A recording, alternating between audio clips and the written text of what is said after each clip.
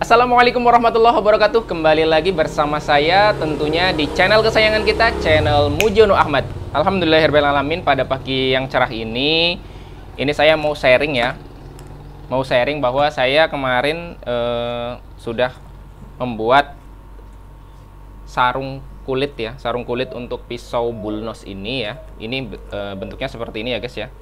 Jadi ini sarung kulit, kita pakai kulit tebel sekitar 2 mm ya tebelnya.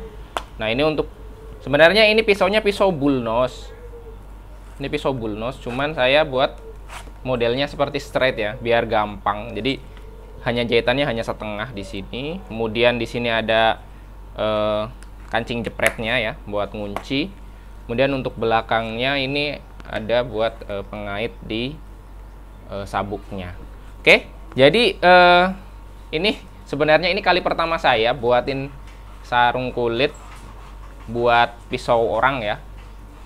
Ya memberanikan diri aja karena ya memang tuntutan juga banyak banget yang minta ya Ji coba belajar bikin sarung kulit. Nah pada kesempatan kali ini saya mau sharing ya apa yang sudah saya lakukan. Ini khusus buat teman-teman yang belum atau lagi mulai belajar bikin sarung pisau dari kulit ya. Semoga konten ini bermanfaat. Pokoknya jangan kemana-mana, tetap stay tune di channel Mujono Ahmad. Check this out. Buat teman-teman yang belum subscribe ke channel saya, silahkan subscribe dan jangan lupa nyalakan lonceng notifikasinya ya. Terima kasih. Oke ya guys ya, jadi pada kesempatan kali ini saya mau sharing aja apa yang sudah saya lakukan dalam membuat sarung kulit ini ya. Jadi yang pertama, teman-teman yang misalkan mau bikin sarung kulit seperti ini, yang pertama teman-teman harus membeli kulit ya, bahan kulit ini kulit vegetan atau kulit nabati. Teman-teman coba pertama beli dulu ya kulit vegetan atau nabati dengan ketebalan 2 mm ya, 2 mm sampai 3 mm ya. Karena biasanya untuk pisau itu ketebalannya adalah 2 mm ya, 2,5 kalau untuk pisau pabrikan. Jadi minimal 2 mm ketebalannya. Oke, kemudian untuk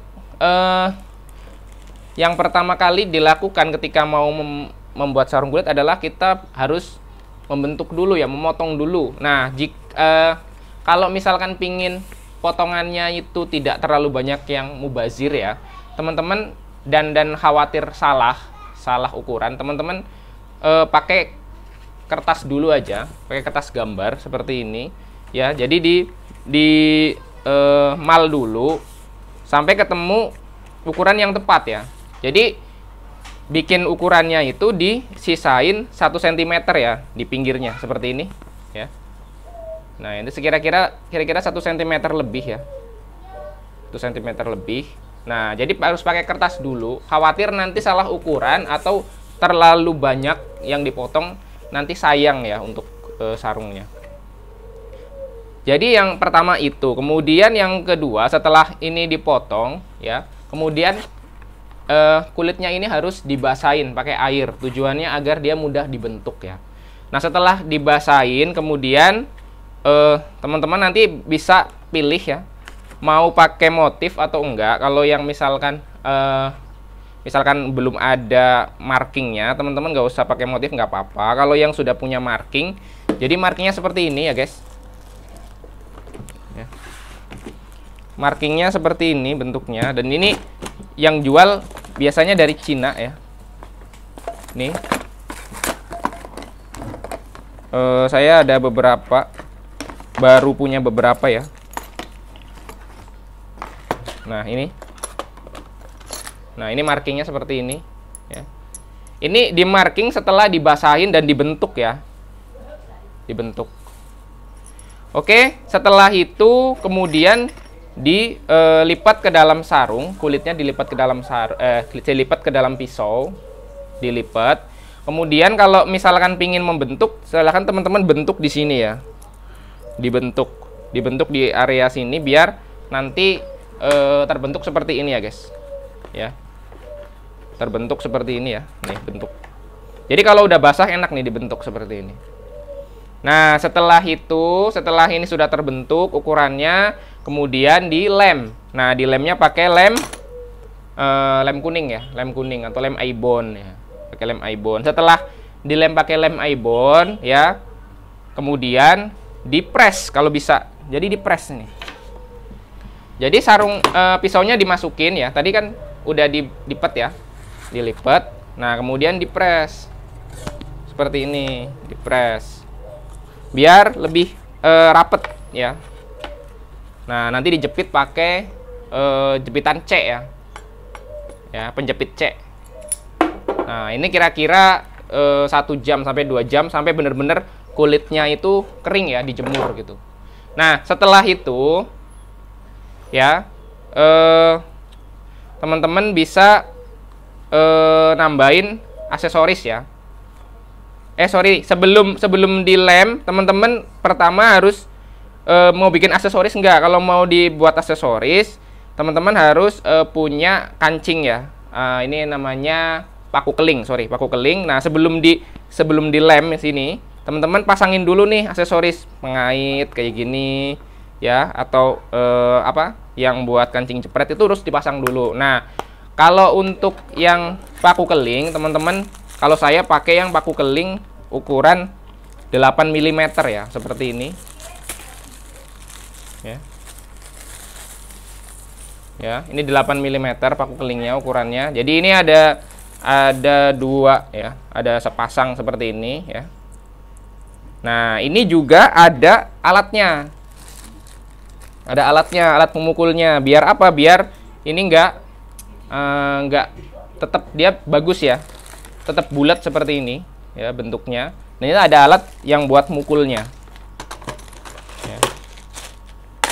Nah, ini alatnya yang buat mukul yang ini. Ya, di sini ada lubangnya. Jadi biar tetap bulat. Nah, untuk kancing jepretnya itu belinya 1 set segini ya. Dan ini juga ada alatnya ya. Jadi kalau misalkan masang kancing jepret itu, harus pakai alat ya. Kalau nggak pakai alat susah, karena ini nih kancing jepret itu kan ada yang cowok ada yang cewek. Nah, kalau yang cowok ini ya, jadi ini masuk di salah satu ya. Nah, ini ditumpuk segini kayak gini ya. Sorry, nih. Ini kancing jepret namanya. Nah, kayak gini ya. Nah, di sini nanti dipukul. Nah, pemukulnya itu dia modelnya yang ini, guys. Nah, yang ada lubangnya kayak gini. Biar apa? Biar ininya nggak rusak ya. Si ininya nggak rusak nih. Ya, cowoknya nggak rusak. Nah, kemudian yang ini juga sama. Yang ceweknya nih. Yang ceweknya juga kayak gini kan.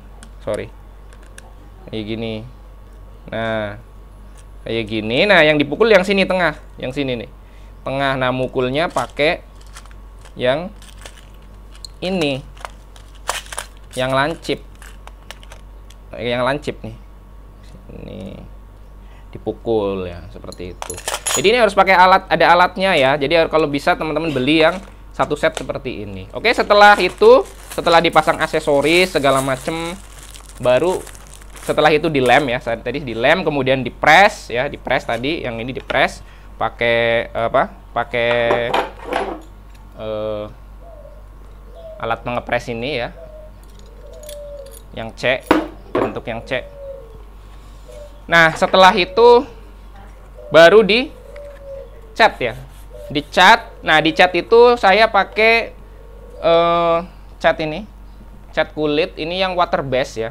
Jadi ini campurannya air ya. Untuk ininya apa, untuk kuasnya saya nggak pakai kuas tapi pakai spon ya. Pakai spon. Ini banyak dijual ya di toko-toko ya, banyak. Nah, jadi kalau spon itu dia kan menyerap ya, menyerap. Jadi sekali dia kena cat, dia bisa berkali-kali ya, rata gitu, sampai rata.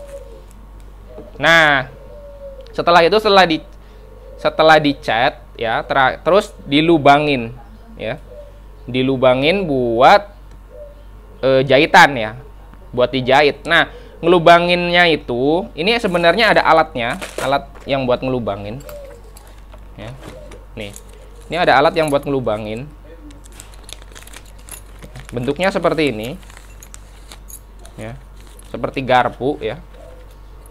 Nah, jadi ada yang isi 1, 2, 4, kemudian 6 ya.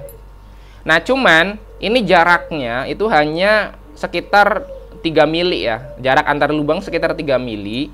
Nah, sedangkan saya biasanya pakai jarak itu 1 cm. Nah, cara mengakalinnya adalah saya tetap ini saya pukul dulu ya. Seperti ini, pukul.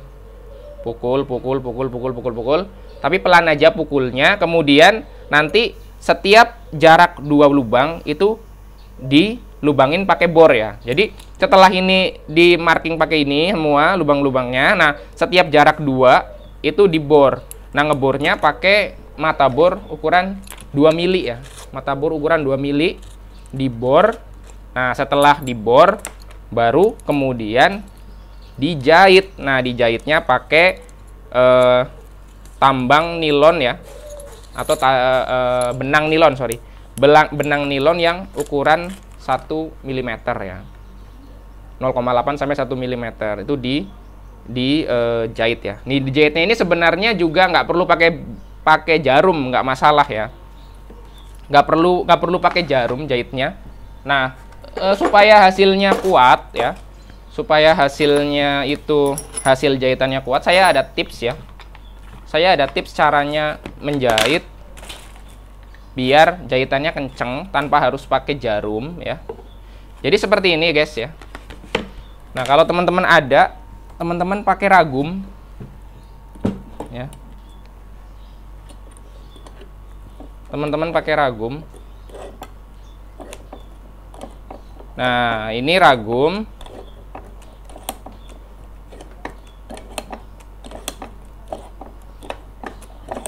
Nah, kemudian ragumnya itu dikasih papan ya. Tadi ya papan yang buat ngepres ini bisa dipakai lagi nih guys ya. Ya. Nah, pakai papan, kemudian pisaunya dipasang. Ya, kemudian dikencengin. Pisau sama sarung ya dipasang ya dua-duanya. Nah, seperti ini. Nah, baru kemudian dijahit ya. Dijahit. Nggak usah, karena ini sudah dibor sebenarnya nggak usah pakai jarum juga bisa ya. Tapi setelah satu kali masuk, jadi benangnya itu dibagi 2, mulai dari sini ya. Jadi masuk ya, keluar, masuk, keluar. Jadi disilangin gitu, sambil dikencengin gitu. Insya Allah ini kuat. Oke ya guys ya. Jadi seperti itu. Oh ya, tadi ketinggalan ya. Yang pertama ketinggalan. Untuk motong ininya, motong kulitnya, teman-teman kalau bisa sih punya cutting mat ya. Ini namanya cutting mat ya. Jadi kenapa pakai cutting mat? Kalau saya sih fungsi utamanya agar si pisaunya yang buat motong atau cutternya yang buat motong itu tidak cepat tumpul. Kalau bawahnya itu dia keras, dia cepat tumpul. Atau juga buat menahan, menghindari mejanya juga baret-baret ya. Jadi pakai cutting mat seperti ini. Nah, kalau saya sih paling enak sebenarnya bukan pakai cutter ya. Kalau cutter kan dia kurang tangguh. Kalau saya pakai pisau yang model garpu seperti ini ya. Jadi kalau pakai pisau yang model garpu ini tentunya dia lebih awet tajamnya ya, karena bajanya pasti lebih bagus ya. Seperti ini ya. Tuh. Aman. Oke ya guys ya. Semoga bermanfaat, itu sharing dari saya ya. Ini untuk pemula yang baru mulai mencoba atau belum mencoba dan ingin mencoba membuat sarung pisau dari bahan kulit ya. Semoga bermanfaat. Mohon maaf untuk segala kekurangannya ya. Ini juga masih dalam tahap belajar, masih banyak kekurangan ya. Pokoknya tonton video saya yang lain. Jangan lupa like, komen, dan subscribe channel Mujur Rahmat. Terima kasih. Assalamualaikum warahmatullahi wabarakatuh.